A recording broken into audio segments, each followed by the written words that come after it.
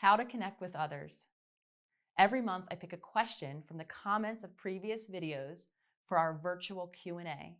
This month, the question is, how do you connect with others? Letting them in without sharing too little or too much, or oversharing, as we like to say. So how do you even connect with others? I broke it down, simplified it really into 2 steps. The first step, of course, is to know yourself, right? We have to know who it is that we are before we can be that person or connect that person to another individual. So this means developing self-awareness, or simply knowing what it is that you think, what it is that you want, what it is that you feel. All of this means being embodied, or in your own person, in your own space, in your own literal body. Safety is so incredibly important in connecting with yourself and knowing yourself.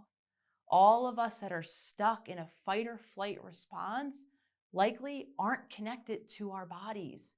So we might not know who we are, who this self is, to even present to another person. So while I simplify this into step 1 and step 2, for most of us, step 1 is a journey. And for a lot of us, that journey begins with a foundation of creating safety in our nervous system through breath work, through grounding, through consciousness building practices. And then once we're safe in our body and we are getting to know ourselves, then we could take step 2, which is actually connecting with another person. When we're talking about connecting with another human, we're not talking about it as a mental activity. We're talking about a felt sense of being known by another human, which involves a practice of being present with this other person in our full self, and then sharing whatever it is that we're comfortable sharing.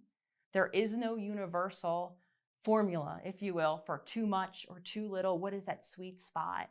Because it's going to be different for all of us. Those of us that are disconnected, that maybe don't feel safe in relationships, maybe because we have a history of abandonment, the amount we share will probably be small amounts, because sharing anything to someone else will probably feel overwhelming.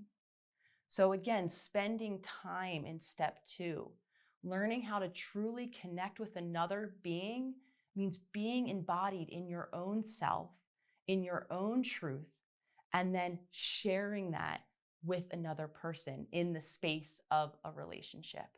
I'd love to hear your comments on this video and any questions you might have for next month's Q&A. Leave it in the comments below.